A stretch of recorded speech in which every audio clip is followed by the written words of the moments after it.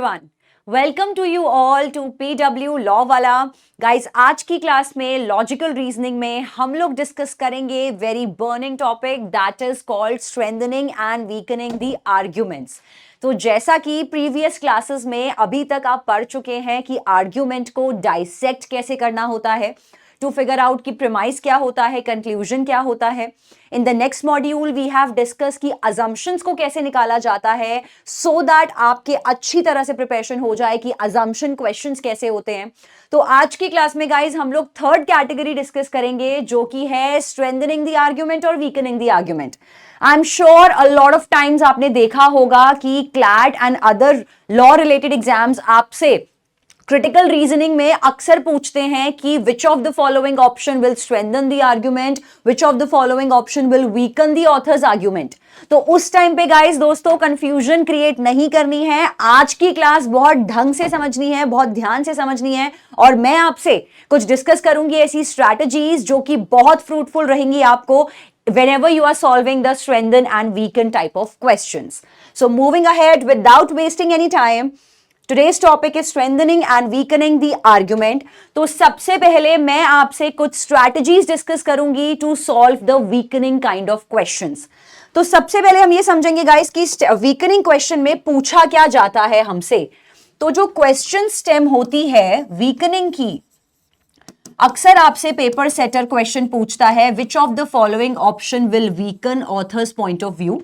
तो ये तो रहता है डायरेक्ट क्वेश्चन कि हाँ वीकन का क्वेश्चन था, डायरेक्टली आपसे पूछ लिया गया कि वीकनिंग क्या होता है और आपने सॉल्व कर लिया। लेकिन कभी कभी आपसे क्वेश्चन पूछा जाएगा which of the following option is undermining the author's point of view, which of the following option is casting a doubt on authors point of view. तो इन सच केसेस में भी गाइस जब आपसे अंडरमाइनिंग क्वेश्चन आए या आपसे पूछा जाए कि कास्टिंग द डाउट वाला क्वेश्चन आए तो आप समझ जाइएगा कि बॉस ये तो वीकनिंग वाला क्वेश्चन है, तो जो मानसी मैम ने स्ट्रैटेजीज बताई थी वीकनिंग की वो ही यहां पर अप्लाई करनी होंगी। तो वीकनिंग का मतलब गाइस होता ये है कि ऑथर का प्रीमाइस कंक्लूजन आप समझ चुके हो, तो हमारा काम ये होता है यहां पर कि कंक्लूजन तक पहुंचने के लिए एक ऑल्टरनेट प्रीमाइस ढूंढना। ये होती है हमारी बेसिक निंजा टेक्निक जो बहुत ज्यादा हेल्प आउट करती है आपको इस तरीके के क्वेश्चंस में। होता क्या है, मैं बहुत बेसिक फॉर्मेट में सबसे पहले आपको समझाती हूं। सपोजिटली आप अपने घर से निकलते हैं जो ए पॉइंट है और यहां तक आपको बी पॉइंट तक पहुंचना है और बी तक जाने के लिए आप हमेशा जो रूट लेते हैं उस रूट का नाम है सी। और आप सी रूट से हमेशा अपने घर तक अपने ऑफिस तक ट्रैवल करना चाहते हैं, तो आपका प्रीमाइस है कि आप ए पॉइंट से निकलकर बी तक जाते हैं और आप सी रूट लेते हैं। और ये आप लेते क्यों हो सी रूट? क्योंकि आपके हिसाब से सी रूट बेटर है, वहां पर रोड भी बहुत स्मूथ है, वहां पर आपको जैम्स भी नहीं मिलते हैं, आपको टाइम भी कम लगता है पहुंचने में एंड सो ऑन। तो सी आपके लिए बेटर रूट है। तो ये हुआ आपका प्रीमाइस एंड कंक्लूजन जिसने कहा कि ठीक है ए से बी तक जाने में मैं सी रूट लूंगी और मैं 15 मिनट में इस पॉइंट पर पहुंच जाऊंगी। अब आपसे अगर मैं कहूं इस बात को, इस आर्ग्यूमेंट को मुझे करना है वीकन, मुझे करना है अंडरमाइन, या मुझे आपके प्रीमाइस या कंक्लूजन पे डाउट क्रिएट करना है, शक क्रिएट करना है, तो यहां पर गाइस होता क्या है, अगर मैं आपको मिली आज तक आप सी रूट पकड़ रहे थे, आपके हिसाब से sea route was the best route. एक दिन आप मुझसे मिलते हैं मार्केट में किसी दिन, मैं भी हमेशा ए वाले रास्ते से बी तक पहुंचती हूं, लेकिन मैं क्या करती हूं मैं हमेशा लेती हूं एक रूट जिसका नाम है डी, और ये रूट मुझे 15 मिनट की जगह 10 मिनट में ए पॉइंट से बी पॉइंट तक पहुंचा देता है। तो ये था गाइस, जैसे ही एक दिन मैं आपको मिली, आपने कहा मैम कभी आप बी ऑफिस गए हो और 15 मिनट का टाइम लगता है जब भी मैं सी रूट से जाता हूं या जाती हूं। मैंने कहा बॉस एक दिन डी रूट से भी जाके देख लो, डी रूट तुम्हें 10 मिनट में सेम पॉइंट पे पहुंचा देगा। तो आपका आर्ग्यूमेंट हो गया ना वीकन। तो वीकन का मतलब होता है कि कास्ट करना डाउट, मतलब आपके कंक्लूजन पर, आपके प्रीमाइस पर मैंने डाउट क्रिएट करा, तो देयरफॉर मैंने आपके आर्ग्यूमेंट को वीकन कर दिया। मतलब वीकन का मतलब होता है थोड़ा सा कमजोर कर देना। यहां पर गाइज हम लोगों से गलती क्या हो जाती है, अक्सर हम वो वाला ऑप्शन पिक कर लेते हैं जो कंक्लूजन को ही ब्रेक कर देता है, तहस नहस कर देता है, टोटली शैटर कर देता है। तो जो ऑप्शन कंक्लूजन को ही ब्रेक कर दे वो आपका एलिमिनेटर होता है। इस केस में ये चीज बात गांठ मार लीजिएगा कि कंक्लूजन, जैसा कि आप प्रीवियस क्लासेस में समझ चुके हैं कि आर्ग्यूमेंट के दो पॉइंटर्स होते हैं, प्रीमाइस और कंक्लूजन। तो अगर एक आंसर चॉइस आपका कंक्लूजन ब्रेक कर देती है 100%, जो ये कहती है, जो ऑप्शन ये कहेगा, जिस ऑप्शन को पढ़ के आपको ये लगे कि कंक्लूजन ही पॉसिबल नहीं हो पा रहा, कंक्लूजन ही ब्रेक हो जा रहा है, तो वो आपका इनकरेक्ट आंसर होगा। दोस्तों ये बात समझना बहुत जरूरी है कि कंक्लूजन ब्रेक करना नहीं है, हमको ऑल्टरनेट प्रीमाइस ढूंढना है जो आपको सेम कंक्लूजन तक पहुंचा दे। मतलब एक ऑल्टरनेट प्रीमाइस, इसमें काम क्या होता है हमारे प्रीमाइस का अल्टीमेटली, कि प्रीमाइस 1 से मैं कंक्लूजन तक पहुंच पा रही थी, तो एक कोई नया प्रीमाइस आ गया जिससे मैं कंक्लूजन तक पहुंच पा रही हूं। सेम कंक्लूजन तक पहुंचना मेरे लिए मुमकिन हो रहा है with the help of an alternate premise. तो ये जो ऑल्टरनेट प्रीमाइस होगा ये आपके प्रीमाइस 1 का या तो लोड शेयर करेगा या इक्वल, उतना ही इक्वल बेटर होगा। तो जो डी रूट की मैं बात करूं, अगर ये डी रूट मुझे 15 मिनट लेता पहुंचने में बी के लिए, तो भी ये वीकनर होता, क्योंकि आपके हिसाब से आप तो आज तक सिर्फ सी रूट को स्पॉटलाइट में लेके चल रहे थे कि बढ़िया है यार, इस रूट पे जाने के लिए सिर्फ एक सी रूट है, बढ़िया है, सी ही बढ़िया है, वो 15 मिनट में मुझे पहुंचा देता है। मैंने कहा कभी डी से जाके देखो, वो भी 15 मिनट लेता है। तो अगर 15 मिनट ले रहा है तो भी डी करेक्ट आंसर है, अगर 15 मिनट की जगह वो 10 मिनट ले रहा है या 5 मिनट ले रहा है तो भी वो करेक्ट रूट है। तो यहां पर हमारा काम क्या होता है, एक वीकनर आंसर का, पुराने प्रीमाइस का, एक्चुअल प्रीमाइस का लोड शेयर करना, उसको अल्टीमेटली या तो बेटर दे देना या लोड शेयर कर देना, ऑल्टरनेट प्रीमाइस निकालना ही अल्टीमेटली हमारा मेजर एम होता है in the weakening questions.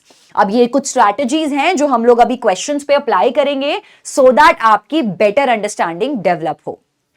Moving ahead, मैं अब आपको बताना चाहूंगी साथ साथ कि स्ट्रेंथनिंग क्वेश्चंस में हमें क्या करना रहता है।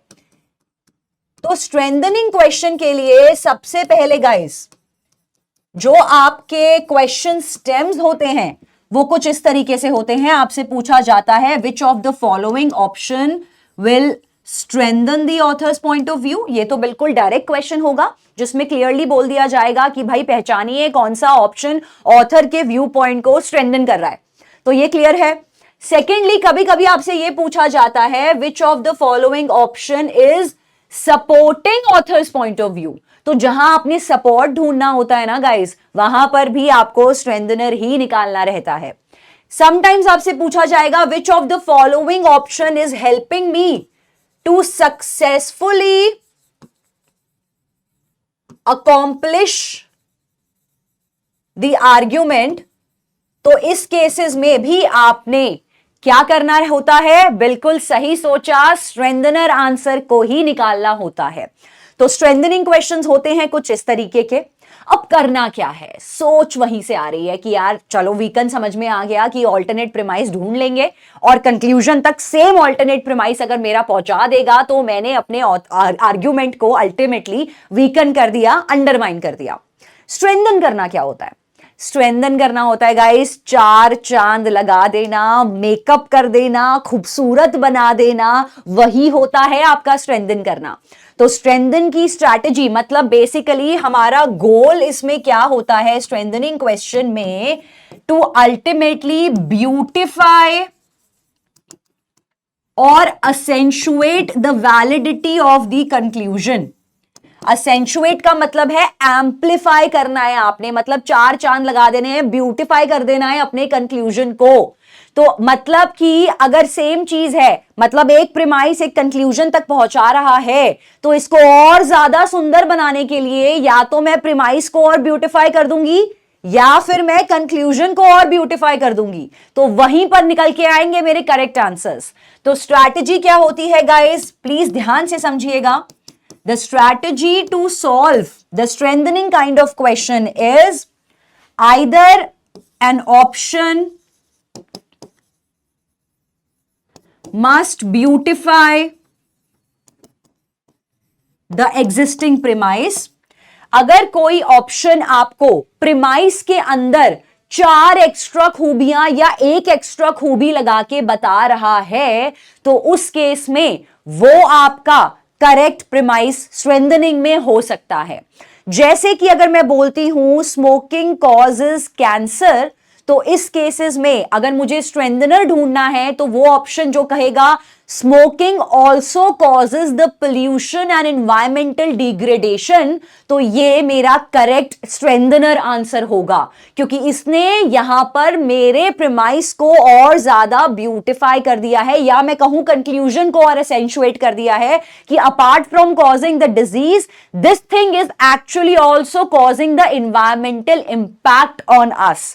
तो यहां पर आपका काम होगा या तो आपको प्रिमाइस को ब्यूटिफाई करना है, या आपका जो करेक्ट ऑप्शन होगा स्ट्रेंथनर का, that will accentuate your main conclusion.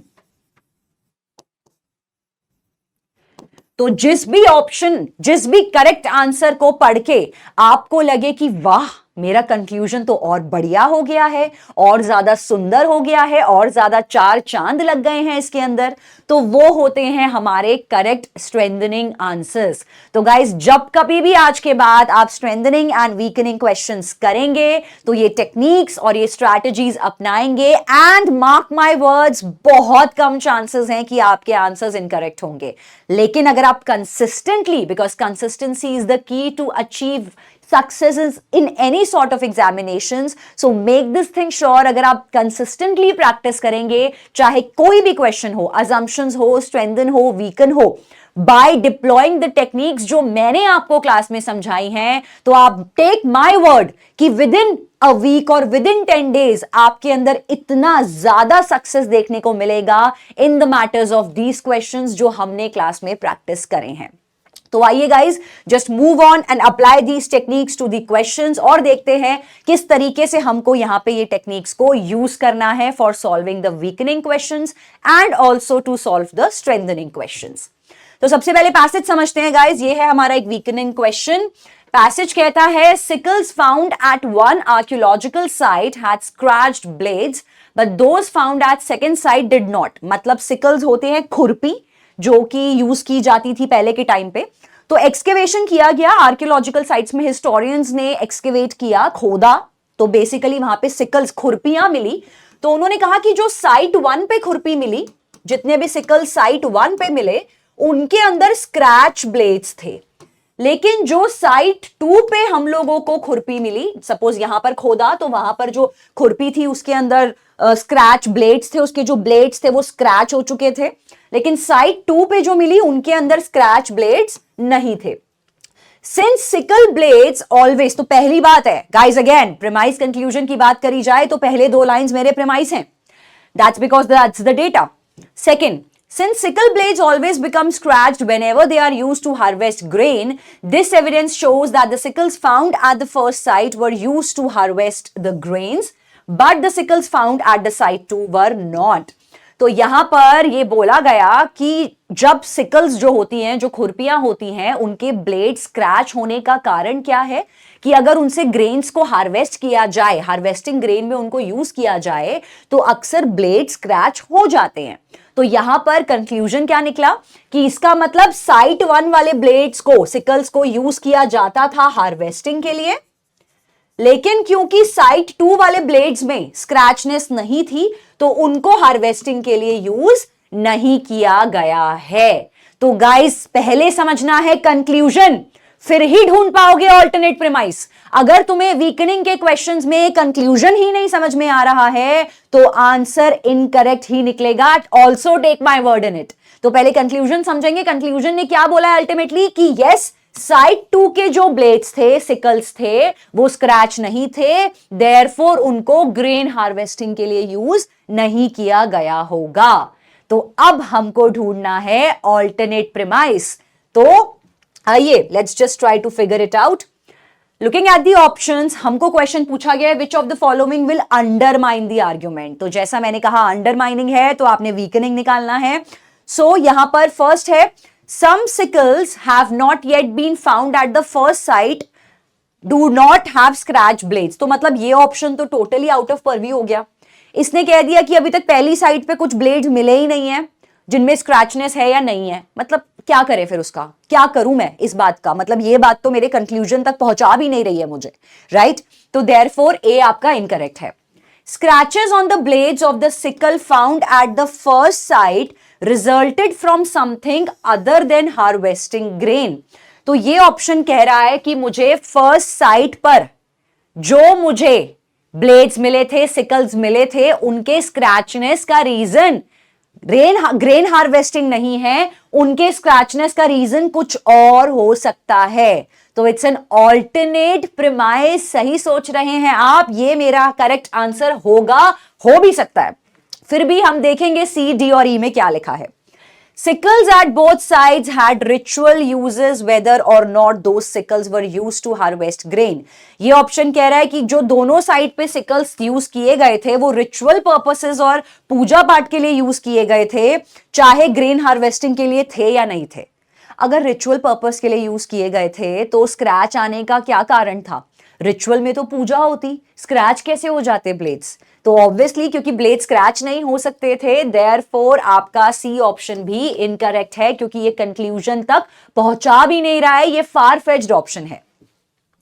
Moving ahead, at the second site tools other than sickles were used to harvest grain। again an unrelated option, other tools के बारे में बात की जा रही है और वो मेरा कंक्लूजन है भी नहीं ultimately. Sickles found at the first site were made by same people who made the sickles found at the second site। ये ऑप्शन एक्चुअली sickles बनाए कैसे गए थे उनके मेक के बारे में बात कर रहा है, जो कि टोटली आउट ऑफ कॉन्टेक्स्ट है मेरे पैसेज के हिसाब से। So by that notion guys our answer is B, that is actually giving me an alternate premise to reach out to the same conclusion. Moving ahead, ये बहुत छोटा सा passage है लेकिन आंसर टिपिकल हो सकता है, तो just do not gate deceptive by the looks. Even if many more people in the world excluded meat from their diet, world hunger would not thereby be significantly reduced। तो passage ये कहता है, premise है मेरा, कि चाहे इतने सारे लोग अपनी डाइट से मीट को एक्सक्लूड कर चुके हैं, कंक्लूजन कह रहा है फिर भी वर्ल्ड हंगर को इरेडिकेट करना पॉसिबल नहीं हो पा रहा है। मतलब चाहे इतने सारे लोग मीट खाना छोड़ चुके हैं, कंक्लूजन कह रहा है फिर भी वर्ल्ड हंगर को कॉम्बैट करना आउट ऑफ द कॉन्टेक्स्ट होता चला जा रहा है। तो लेट अस जस्ट सी कि इस बात को हमें वीकन कैसे करना है। क्लियरली क्वेश्चन है, which of the following option will call into the question the claim above. तो आप समझ रहे हैं कि एक और तरीके से आपसे वीकनिंग क्वेश्चन पूछा जा सकता है कि विच of the following option will call into the question the claim above. Claim मतलब कंक्लूजन, इस बात पे क्वेश्चन कौन सा ऑप्शन पुट अप कर रहा है। तो फर्स्ट है आपका Hunger often results from natural disasters like typhoons or hurricanes which sweep away everything in their patch। इस ऑप्शन ने कहा कि जो हंगर है अल्टीमेटली वो किस चीज में रिजल्ट करता है? Natural disasters like typhoons, hurricanes which sweep away everything in their path. तो ये ऑप्शन कह रहा है कि हंगर होने का कारण अल्टीमेटली टाइफून्स है, नेचुरल डिजास्टर्स है। ये ऑप्शन आपका totally out of the context है, तो यहां पर इस ऑप्शन को हम पिक नहीं कर सकते। सेकंड कहता है, both herds and crops are susceptible to devastating viral and other diseases. तो डिजीजेस तो पैसेज में है ही नहीं कहीं, तो पैसेज के बारे में जब डिजीजेस के बारे में कोई डिस्कशन नहीं है तो डिजीजेस का ऑप्शन तो आपका फार फेच्ड ऑप्शन है। सी ऑप्शन की बात करते हैं, the amount of land needed to produce enough meat to feed one person for a week can grow enough grain to feed more than 10 people for a week। बिल्कुल सही answer है। ये मेरा एक ऑल्टरनेट प्रेमाइस दे रहा है मुझे। Premise ने कहा कि लोग अगर मीट खाना बंद कर देंगे तो भी हम वर्ल्ड हंगर को इरेडिकेट नहीं कर पाएंगे। इस ऑप्शन ने मुझे एक ऑल्टरनेट प्रेमाइस दे दिया कि अगर अमाउंट ऑफ लैंड को आप यूज कर लोगे मीट की जगह to produce enough meat to feed 1 person for a week, तो जिस लैंड पे वहां पर मीट का प्रोडक्शन हो सकता था वहां पर अगर आप इनफ ग्रेन्स को ग्रो कर लोगे, मतलब फूड क्रॉप्स को ग्रो कर लोगे, तो 10 टाइम्स पॉसिबल है कि आप लोगों को खिला पाओगे। देयरफॉर, लेकिन क्योंकि ऐसा नहीं किया जा रहा है, क्योंकि हम लैंड को फूड क्रॉप्स ग्रो करने के लिए नहीं यूज कर रहे हैं, हम लैंड का यूसेज वेस्ट कर रहे हैं, देयरफॉर वर्ल्ड हंगर को इरेडिकेट करना मुश्किल है। तो कंक्लूजन सेम है, वर्ल्ड हंगर इरेडिकेट नहीं हो पा रहा है, लेकिन उसके लिए ऑल्टरनेट प्रेमाइस क्या दिया कि हम लैंड के यूसेज को वेस्ट कर रहे हैं, लैंड पे तरीके से ग्रेन क्रॉप्स, फूड क्रॉप्स को ग्रो नहीं कर रहे हैं। Therefore C is the correct answer. Still, we'll look into D and E. Often people go hungry because they are live in remote barren areas where there are no efficient distribution for emergency food relief. Emergency food relief तो बात की बात है, अभी major चीज जो major hunger है, जो बेसिक फूड है, उसकी नीड को तो मीट कर लें। तो therefore unrelated option ई कहता है most historical cases of famine have been due to bad social and economic policies or catastrophe such as massive crop failure. ये ऑप्शन भी आपका अनरिलेटेड है क्योंकि ये historical cases, crop failure, economic policies से relate कर रहा है, जो कि मेरे मेन प्रेमाइस और कंक्लूजन की दूर दूर तक बात भी नहीं कर रहा है। Therefore E should always be eliminated in such cases. Moving ahead, several major earthquakes have occurred in a certain region over the last 10 years. तो मेरा premise क्या कहता है कि recently काफी सारे earthquakes हुए हैं एक particular region में 10 साल के अंदर. But a new earthquake prediction method promises to aid local civil defense officials in deciding exactly when to evacuate various towns. तो इन्होंने कहा कि क्योंकि 10 साल में बहुत सारे earthquakes आ चुके हैं, तो इस केसेस में जब अब नया अर्थक्वेक की जो पॉलिसी आई है, जो प्रेडिक्शन है, जो मीटियोरोलॉजिकल डिपार्टमेंट अपना प्रेडिक्शन कर रहा है, उन्होंने कहा कि उस प्रेडिक्शन से जितने भी ऑफिशियल्स हैं उनको बिल्कुल सही टाइम पे इंफॉर्मेशन आ जाएगी कि कब उनको लोगों को इवैक्यूएशन करने के लिए बोलना है, इवैक्यूएट करने कहना है। Detected before each of these major quakes were certain changes in the electric current in the earth crust.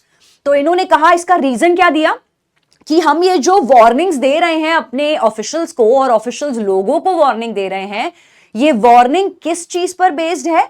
उन्होंने कहा कि मीटेरोलॉजिकल डिपार्टमेंट को अर्थक्वेक आने से पहले क्रस्ट के अंदर जो अर्थ का सतह है, जो अर्थ का क्रस्ट है, जो अर्थ का लैंड है, उसमें कुछ electric changes, electric current changes या वाइब्रेशंस जैसी महसूस होने लगती हैं, और जैसे ही वो महसूस होंगी वो आगे जाके अपडेट कर देंगे कि लोगों को कि प्लीज अपने घर से इवैक्यूएट करिए, अपने घर खाली करिए, इस एरिया में अर्थक्वेक आने वाला है। तो अब हमको निकालना है इसी बात का वीकनर। तो क्वेश्चन कहता है which of the following if true will weaken the argument. It's a direct question, direct weakener. तो क्वेश्चंस पे आइए देखते हैं। फर्स्ट ऑप्शन है आपका scientist do not fully understand what brought about the changes in the electric current in the earth crust that preceded each of the major earthquake in region over the last 10 years. ये option ने बोला है कि scientist actually पूरी तरह से नहीं समझ पाए हैं कि पिछले 10 साल में अर्थक्वेक क्यों आए थे। क्या ये बात हमारे कंक्लूजन क्या है हमारा करंट सिचुएशन को लेके, कि करंट सिचुएशन ये है कि अब अगर अर्थक्वेक आएगा तो हम वाइब्रेशन समझ के लोगों को टाइमली वार्निंग्स दे पाएंगे। ये पैसेज, ये वाला ऑप्शन एक्चुअली हिस्ट्री डिस्कस कर रहा है कि पिछले 10 साल में हम नहीं फिगर आउट कर पाए, हम इनएफिशिएंट रहे, ब्ला ब्ला ब्ला। Therefore, historical data is given in option A, which is not related to the present situation that I am in. Therefore, I will definitely eliminate option A. Option B की बात करते हैं। Most other earthquake prediction methods have been based on weaker correlation. तो जितने भी other prediction methods हैं वो weaker correlation पे हैं than that found between the changes in electric current and earth's crust and subsequent earth crust. Again, that's a historical data. इसने कहा कि जो पुराने prediction थे उनमें वीकर कोरिलेशन था in comparison to the current prediction. तो यहां पर भी हमको क्या मतलब है, पुराने टाइम पे क्या था, करंट सिचुएशन में हमको कैसे अपने कंक्लूजन तक रीच आउट करना है, वो इंपॉर्टेंट है with an alternative premise. Option number C, the frequency of major earthquakes in the region has increased over the last 10 years. ये ऑप्शन सिर्फ और सिर्फ फ्रीक्वेंसी ऑफ अर्थक्वेक डिस्कस कर रहा है लेकिन ऑल्टरनेट प्रीमाइस या कंक्लूजन तक नहीं पहुंचा रहा है.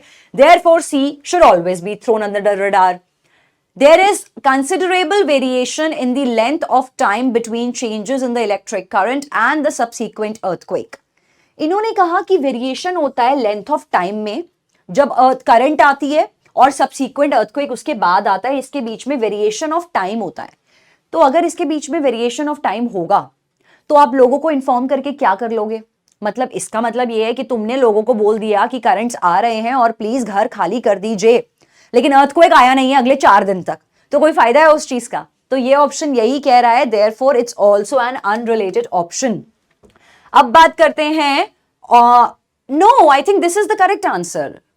ओके वेट, नहीं, this should be the correct answer actually. इस ऑप्शन ने कहा है आपको एक्चुअली में यस, कंसिडरेबल वेरिएशन है लेंथ ऑफ टाइम में between the changes in electric current and the subsequent earthquakes. इस ऑप्शन ने एक्चुअली सही बात करी है. इसने ये बात बोली है कि जो हमारा मेन प्रीमाइस था हमारा कि 10 साल में जो अर्थक्वेक आए हैं, लोकल अथॉरिटीज ने नया मेथोडोलॉजी डेवलप किया है कि जिससे हम लोगों को टाइमली इवैक्यूएट कर पाएंगे. और इस केसेस में हम लोगों के पास जो इलेक्ट्रिक करंट में चेंजेस आ रहे हैं अर्थ क्रस्ट से, वो हमको हेल्प आउट करेंगे. तो ऑल्टरनेट प्रीमाइस तो बिल्कुल मिल गया डी ऑप्शन में.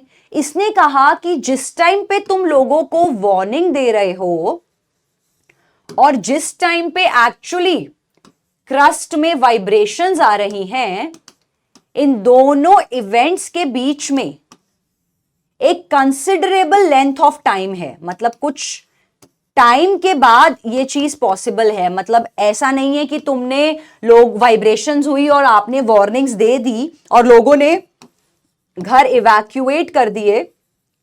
इन दोनों इवेंट्स में considerable length of time, there is a gap of time between these two events. तो इस केसेस में मेरे साथ कोई पॉइंट नहीं है कि मैं लोगों को इन्फॉर्म भी कर दूंगी, क्योंकि ऑल्टरनेट प्रीमाइस ये बोलता है कि टाइम गैप बहुत ज्यादा होगा वार्निंग्स और इवैक्यूएशन के बीच में. Therefore it is not a possibility to warn the people just after feeling the vibrations.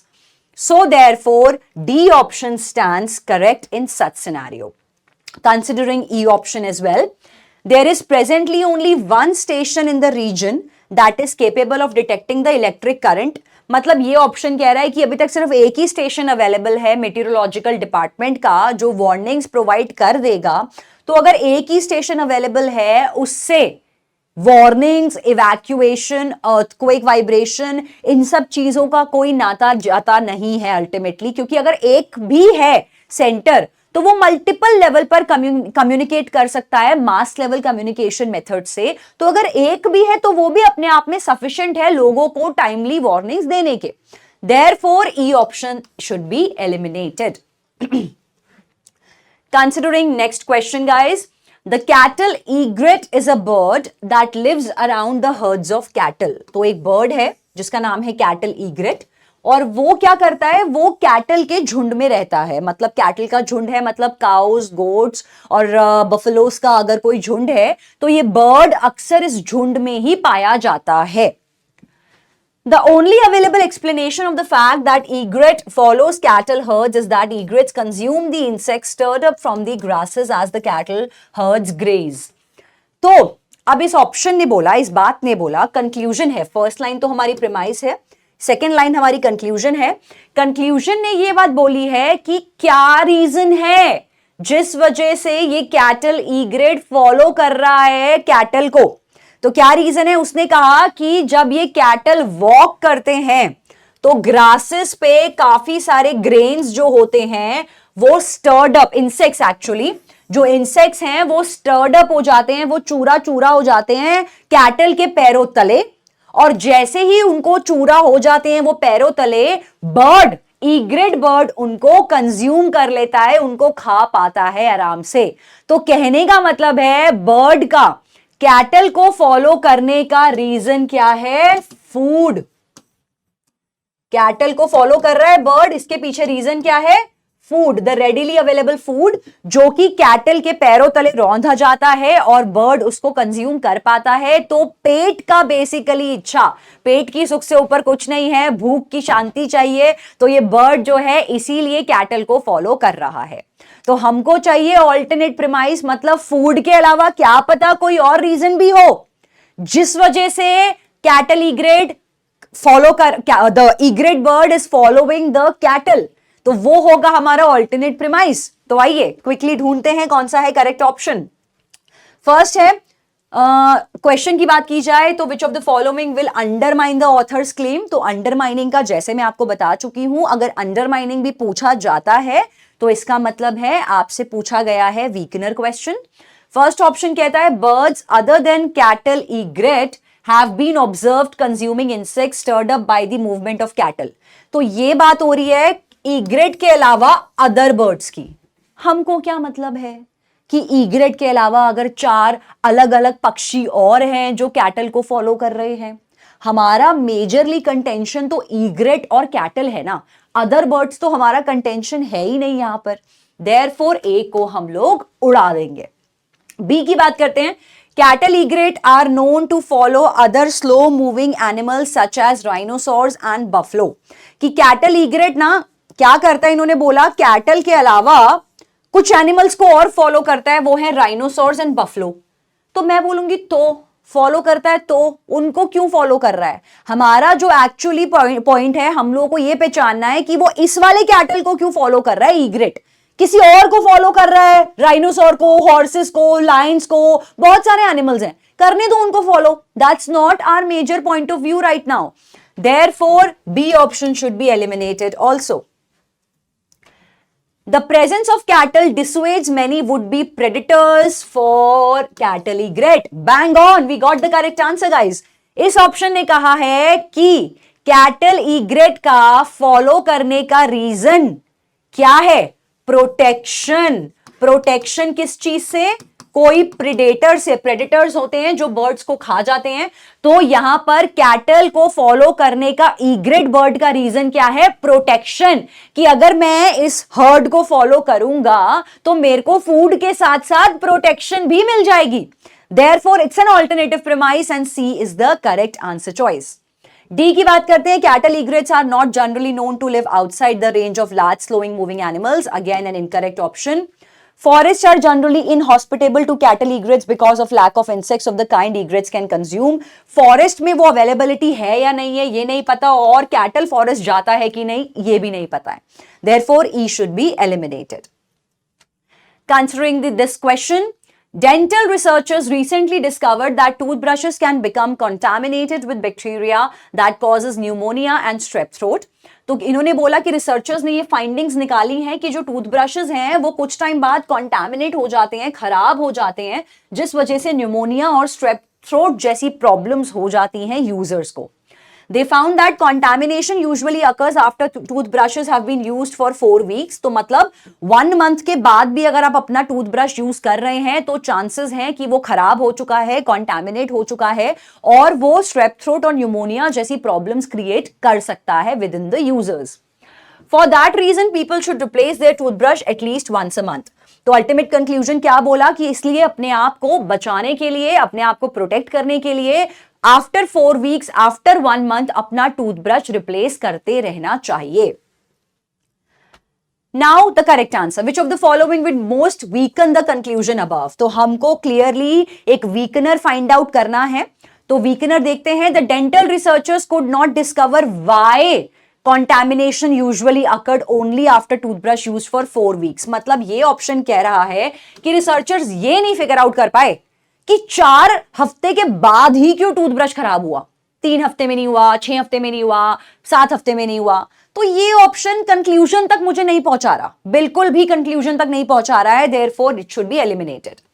B की बात करते हैं, researchers fail to investigate contamination of brushes by virus, yeast, pathogenic micro organisms. इसने कहा टूथब्रश कंटामिनेटेड हो रहे हैं bacteria से, लेकिन टूथब्रश कंटामिनेट हो रहे हैं आपके वायरस, यीस्ट और अदर चीजों से भी। सो व्हाट, अगर हो भी रहे हैं तो मतलब आप तो ये स्ट्रेंथन कर रहे हो ना, मेरा point of view.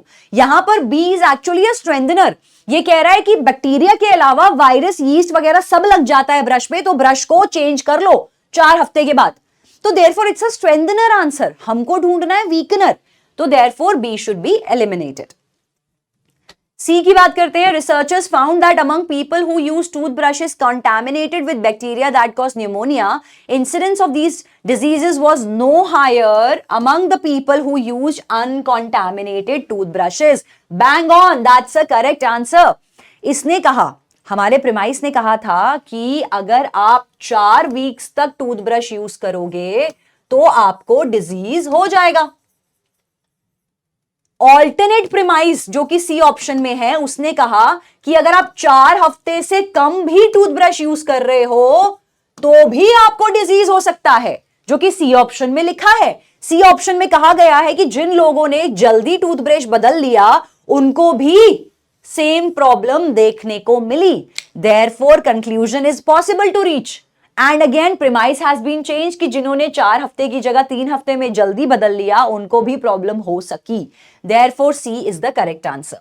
Considering D option, dental researchers found that people who rinse their toothbrushes thoroughly in hot water likely to have contaminated toothbrushes, as were the people who only rinse their toothbrushes hurriedly in cold water. This is an incorrect option. इसने कहा कि लोगों ने अगर गर्म पानी से toothbrush को धोया तो टूथब्रश साफ रहा, जिन लोगों ने ठंडे पानी से टूथब्रश को धोया उनका टूथब्रश बेकार और गंदा रहा। That is not related to my premise and conclusion, therefore this option must be eliminated. Considering E option, no, so this one.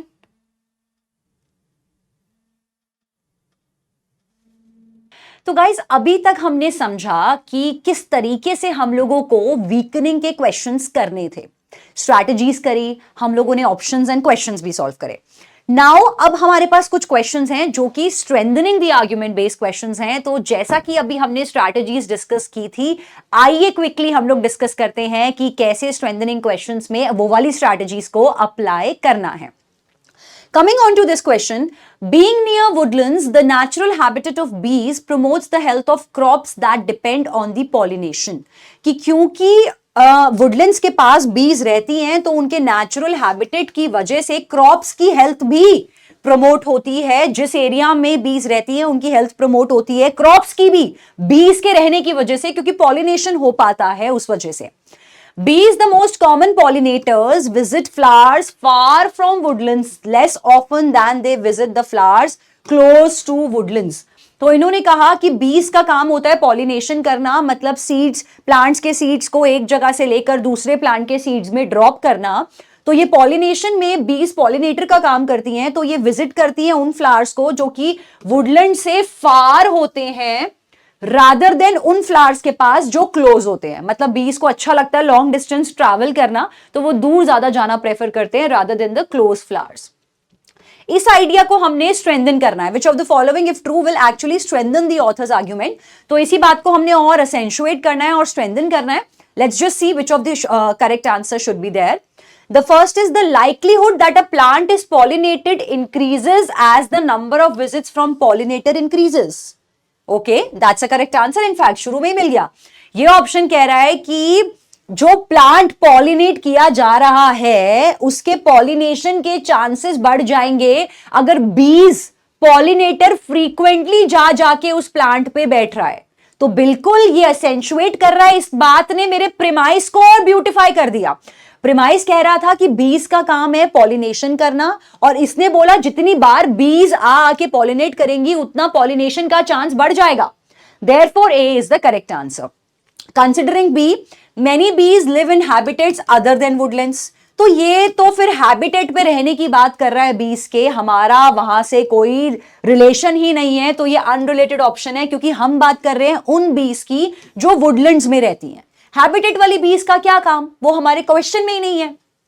C, woodlands are not the natural habitat of all pollinators. तो ये कहता है कि Woodlands में natural habitat नहीं होता सारे बीज का, तो ये भी कुछ कुछ आपका बी जैसा ही है कि वुडलैंड्स में बहुत सारी बीज नहीं रहती तो क्या करें, मतलब ये तो बात स्ट्रेंथन कर ही नहीं रहा है, तो देयरफॉर ये भी हटेगा। Talking about option D, some pollinators visit flowers far from their habitat. More often they visit flowers close to their habitat. तो ये ऑप्शन तो रेपिटेशन ऑफ द प्रीमाइस है, इसने कोई नई बात नहीं करी, इसने सिर्फ प्रीमाइस को रिपीट कर दिया, सेम बात को रिपीट कर दिया, ब्यूटिफाई नहीं किया कि पॉलिनेटर्स फार वाले प्लांट्स को ज्यादा विजिट करते हैं in comparison to the close वाले। E, many crops that are not near woodlands depend on the pollination. तो ये भी आपका इनकरेक्ट ऑप्शन है, इसने कहा कि जो क्रॉप्स वुडलैंड के नियर नहीं भी हैं, मतलब जो वुडलैंड के बाहर हैं क्रॉप्स हैं, वो भी पॉलिनेटर्स पे ही डिपेंडेंट हैं पॉलिनेशन के लिए। होंगे डिपेंडेंट, लेकिन वो बात तो मेरा मेन प्रीमाइस और मेन कंक्लूजन कुछ कर ही नहीं रहा उसके बारे में बात, जिसमें वुडलैंड्स के बाहर के प्लांट्स के बारे में बात की जा रही है। Therefore, this should be eliminated.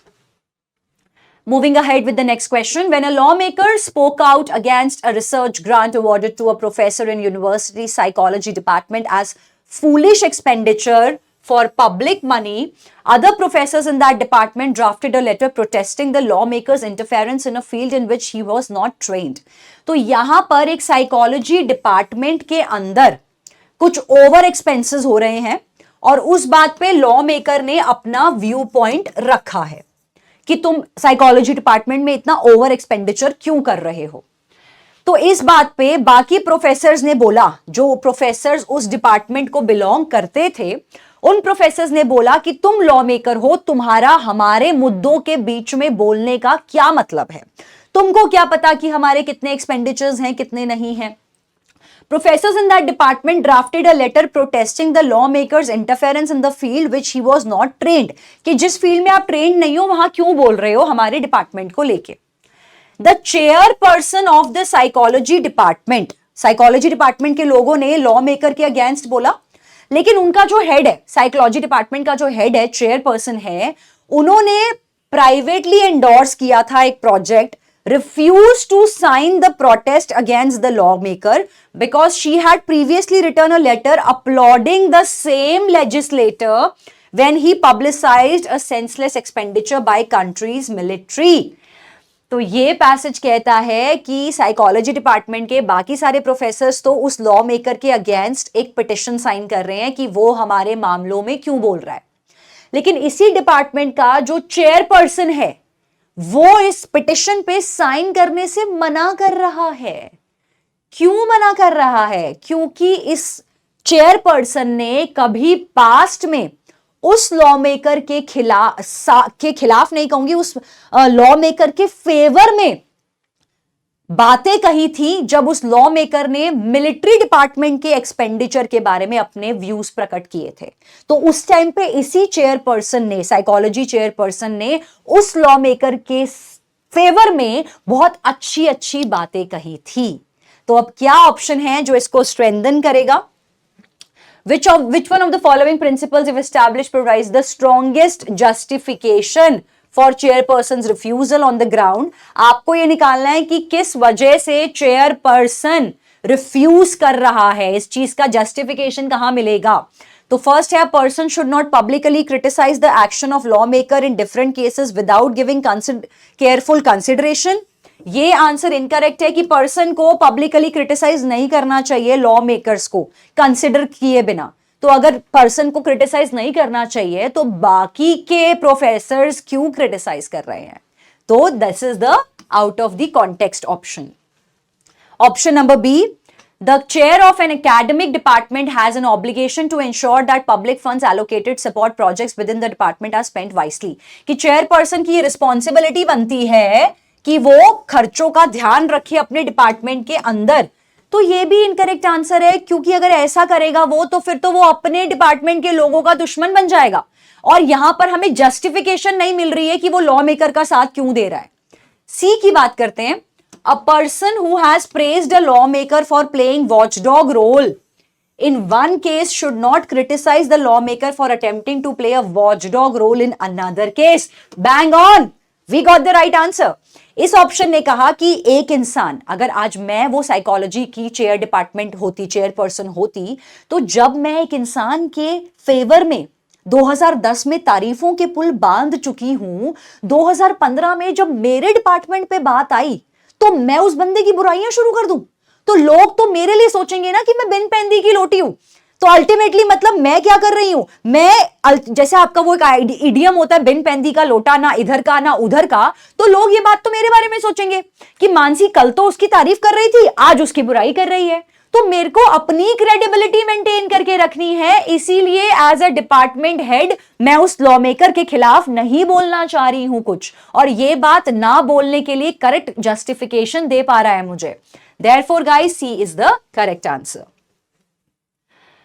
Next, since academic institution accept, that's obviously an incorrect answer, and E is also incorrect because we have already got the correct answer in the C option. Typically, people who have diets high in saturated fats have an increased risk of heart disease. तो जो लोग अपनी diets में saturated fat ज्यादा लेते हैं उनको heart disease होने के ज्यादा चांसेस हैं। जो लोग सैचुरेटेड फैट को रिप्लेस कर देते हैं अनसैचुरेटेड फैट से, उनका डिक्रीज हो जाता है हार्ट डिजीज होने के चांसेस। तो इससे यह माना जाता है कि जो लोग हाई सैचुरेटेड फैट डाइट्स लेते हैं वो ज्यादा रिस्क पे होते हैं हार्ट डिजीज के, by increasing there intake of unsaturated fat. तो यहां पर कहने का मतलब है कि जो लोग सैचुरेटेड फैट ले रहे हैं, अगर वो अनसैचुरेटेड फैट पे शिफ्ट कर जाएंगे, स्वैप कर जाएंगे, तो उनके हार्ट डिजीजेस के चांस काफी लेस अप हो जाएंगे। तो हमको निकालना है अब एक strengthener. Which of the following if assume most help to justify the reasoning. Number 1 है आपका people who add unsaturated fat to their diets will eat less food that is high in saturated fat. That's a correct answer, कि जो लोग unsaturated fat वाली diet बढ़ा लेंगे automatically वो high saturated वाली डाइट पे लो कटिंग कर देंगे ताकि उनको हार्ट डिजीज ना हो। तो प्रिमाइस को ये बात एक्चुअली एसेंशुएट कर रहा है। That's a correct answer. फिर भी पढ़ते हैं, बी कहता है adding unsaturated fat to a diet brings health benefits other than reduced heart diseases. Health benefits लेके आना, दैट्स एन इनकरेक्ट ऑप्शन, क्योंकि हार्ट डिजीज ही हमारा अभी तक का परव्यू है। Diet is the most important factor in the heart disease, तो ये बात स्ट्रेंथन नहीं कर रहा है, ये एक अजम्पशन है कि बिल्कुल डाइट ही डिसाइड करेगा कि हार्ट डिजीज की प्रॉब्लम होगी या नहीं। तो this should be an assumption but not a strengthener. Taking steps to prevent heart disease is one of the most effective ways of increasing life expectancy. Life expectancy को लेके कोई चर्चा नहीं है premise conclusion में, therefore this should be the outside the radar. It is difficult to move from a diet that is high in saturated fat to a diet that includes very little fat. Again, high fat, little fat is not our purview. Saturated fat, unsaturated fat was our main context. Therefore, E should be eliminated. Considering next question, in some countries, national planners have attempted to address the problems resulting from increasing urbanization by reducing migration from rural areas. तो ये कहते हैं national planners ने urban problems को सुलझाने के लिए एक सोल्यूशन दिया है कि माइग्रेशन को कम कर दिया जाए, लेकिन इकोनॉमिस्ट ये सजेस्ट करते हैं कि एक ऑल्टरनेटिव अप्रोच है, कि इकोनॉमिस्ट ये बात बोलते हैं कि प्लानर इस प्रॉब्लम को तब भी सुलझा सकते हैं जब वो गुड्स और सर्विसेज को जो प्रोड्यूस की जा रही हैं अर्बन एरियाज में उनको एग्रीकल्चरल प्रोडक्ट से रिप्लेस कर सके डोमेस्टिकली। तो यहां पर हमको निकालना है एक करेक्ट स्ट्रेंथनर। तो आइए देखते हैं क्या हो सकता है correct answer. Government subsidies to urban manufacturer can ease the problem. मतलब अगर गवर्नमेंट अर्बन लोगों को सब्सिडी दे देगी तो उससे माइग्रेशन की प्रॉब्लम सॉल्व हो जाएगी। सब्सिडी देने से माइग्रेशन की प्रॉब्लम कैसे सॉल्व होगी? लोग तो फिर भी आते रहेंगे जो रूरल एरिया से अर्बन एरियाज में माइग्रेट कर रहे हैं। Subsidy will not solve the problem, so this is the incorrect स्ट्रेंथनर।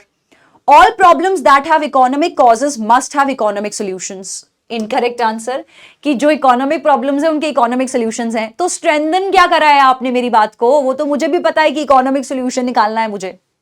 सी कहता है scarcity of agricultural product is a central element of many problems created by urbanization. That's a correct answer. इसने कहा कि agricultural products में जो इतनी इतनी scarcity है वही रीजन है अर्बनाइजेशन में प्रॉब्लम का, क्योंकि एग्रीकल्चर एरियाज में प्रोडक्ट्स मिल नहीं रहे हैं, इसीलिए लोग माइग्रेट करके अर्बन एरियाज में आ रहे हैं। तो अगर एग्रीकल्चर एरिया में प्रोडक्ट्स अवेलेबल हो जाएंगे तो लोग माइग्रेट करके अर्बन एरियाज में क्यों आएंगे? So therefore this option is strengthening my main premise and therefore it's a correct answer choice. D कहता है प्रॉब्लम जो माइग्रेशन से एसोसिएट हैं वो सिटीज से रूरल एरियाज में है, वो ट्रेड इम्बैलेंसेस की वजह से हैं कंट्रीज के बीच में। तो ये इनकरेक्ट आंसर है, हमको नहीं पता ट्रेड में कितना बैलेंस है कितना इम्बैलेंस है। Free trade policies can exacerbate the problems caused by increasing, मतलब फ्री में ट्रेड पॉलिसीज कर दो between urban and rural area, ये आपका इनकरेक्ट स्ट्रेंथनर है guys. Moving ahead, recently photons and neutrons emitted by distant supernova explosion of a star, एक star explode हुआ, उसमें से फोटॉन्स और न्यूट्रॉन्स एमिट आउट हुए जो अर्थ तक पहुंचे सेम टाइम पे। ये फाइंडिंग कहती है आइंस्टाइन के क्लेम के हिसाब से that gravity is the property of space and in this sense body हर चीज के अंदर एक ग्रेविटेशनल पुल होता है by curving the space around it. और इस चक्कर में साइमल्टेनियस अराइवल, एक साथ फोटॉन्स और न्यूट्रॉन्स जब अर्थ पे पहुंचे, इससे हमको ये पता चलता है कि उनका ट्रैवल पाथ, दोनों का कर्व ट्रैवल पाथ था as per the Einstein's theory. Correct answer निकालना है हमको, करेक्ट स्ट्रेंथनर निकालना है इसमें हमको। ए ऑप्शन कहता है Einstein predicted that photons and neutrons emitted by any one supernova would reach earth simultaneously. Incorrect answer, क्योंकि इन्होंने कहा है कि अगर फोटोन न्यूट्रॉन एक ही सुपरनोवा के पार्ट हैं तो ही वो सेम टाइम पे अर्थ पहुंचे होंगे, तभी उनका सेम ग्रेविटी होगा। मतलब अगर वो अलग अलग सुपरनोवा के पार्ट होते तो वो सेम टाइम पे नहीं पहुंचते, तब उनका ग्रेविटेशनल पुल अलग अलग होता। ये इनकरेक्ट आंसर है क्योंकि वन सुपरनोवा के बारे में कोई बात नहीं है, जनरली सारे सुपरनोवा के बारे में बात की गई थी। ऑप्शन बी, अगर gravity is not the property of space itself, अगर स्पेस में ही ग्रेविटी नहीं है तो फोटॉन्स एंड न्यूट्रॉन्स जो एमिट करे गए थे सेम टाइम पे will reach the earth at different times. तो बिल्कुल करेक्ट आंसर है ये वाला। इसने कहा कि ग्रेविटेशनल पुल्स अर्थ के अलावा स्पेस में भी मौजूद है, क्योंकि अगर स्पेस में मौजूद नहीं होता तो वो फोटॉन्स और न्यूट्रॉन्स अलग अलग टाइम पे स्पेस में गिरते और अर्थ पे भी अलग अलग टाइम पहुंचते। क्योंकि वो अर्थ पे सेम टाइम पहुंचे, इसका मतलब अर्थ के अंदर भी ग्रेविटी है और स्पेस के अंदर भी बराबर ग्रेविटी है, तभी दोनों चीजें सेम टाइम पे फॉल होते होते सेम टाइम पे नीचे गिरी। Therefore B is the correct answer. Photons and neutrons emitted by distant events would undetectable on Earth if Einstein's claim gravity is property of space। Undetectable तो है ही नहीं क्योंकि उनको डिटेक्ट कर लिया गया है, तो ये ऑब्वियसली आपका आउट ऑफ द कॉन्टेक्स्ट है। Photons and neutrons were the only kinds of particles that reach Earth। ये भी इनकरेक्ट आंसर है क्योंकि ये स्ट्रेंथनिंग कुछ नहीं दे रहा, प्रीमाइस को सिर्फ रिपीट कर रहा है। Prior to the simultaneous arrival of these things, there was no empirical evidence for Einstein claim that gravity is the property of space itself। ये भी आपका strengthener नहीं है। This is also an incorrect answer choice। So with this guys, I would just like to summarize this thing। तो ये कहता है आपको कि अब के बाद, आज के बाद जब कभी भी आप लोग क्वेश्चन सॉल्व करेंगे, चाहे स्ट्रेंथनिंग के क्वेश्चंस हो चाहे वीकनिंग के क्वेश्चंस हो, तो आज की क्लास में जो हमने स्ट्रैटेजीज डिस्कस करी है, जो मूल मंत्र डिस्कस किया है कि स्ट्रेंथनिंग निकालने के लिए असेंचुएट और एम्पलीफाई करना है आपने अपने प्रीमाइस कंक्लूजन को, और वीकनर निकालने के लिए आपने एक ऑल्टरनेट प्रीमाइस ढूंढना है जो आपको आपके कंक्लूजन तक पहुंचा सके। These techniques will never let you fall down whenever you are doing the logical reasoning questions। So always apply these strategies। आप चाहे किसी भी तरीके के अपने क्लैट, एलेट या किसी भी लीगल एग्जाम्स की तैयारी करें तो इन टेक्निक्स का ध्यान रखें जो हमने आज की क्लास में डिस्कस करी है। और आगे की क्लासेस में भी please be regular, stay in touch, stay tuned for our future logical reasoning sections And in the next class, we are going to cover another important topic of logical reasoning. तब तक के लिए subscribe करिए हमारे channel को, stay in touch, पढ़ते रहिए, बढ़ते रहिए. All the best everyone.